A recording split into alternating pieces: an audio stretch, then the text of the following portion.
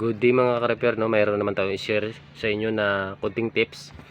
Mayroon tayong ginagawa dito 24 inches na flat screen.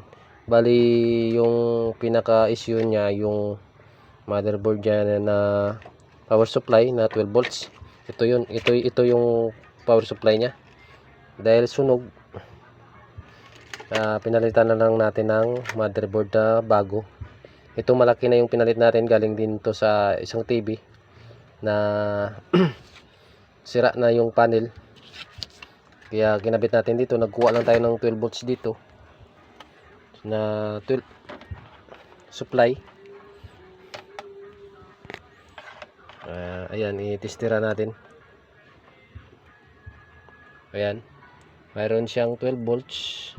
Kaya dito natin sinupply. Ayan, nagpa-power na siya. Yan. Para anong mga ka-repair, no? Baka mayroon kayo na encounter at wala kayong ikabit na power supply, gayahin nyo lang kung pwede naman na mayroon naman siyang 12 volts. So try natin na ikabit yung backlight nya at tapos pa andarin natin. Sandali lang, patayin muna natin to.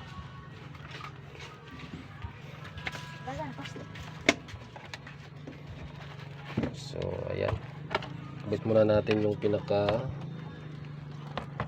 backlight nya.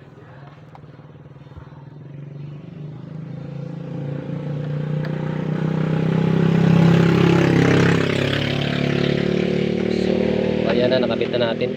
Isaksak muna natin to.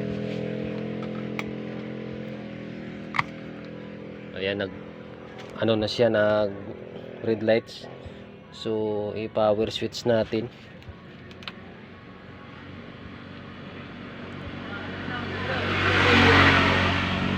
So ayan, okay na siya. Buhay na yung unit. So ito lang yung problema niya dahil nasunog nga. So ayan, malinaw naman. Okay naman yung motherboard niya, ito lang talaga yung sira.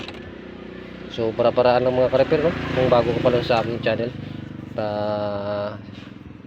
i-subscribe naman para ma-update kayo sa aking ginagawa.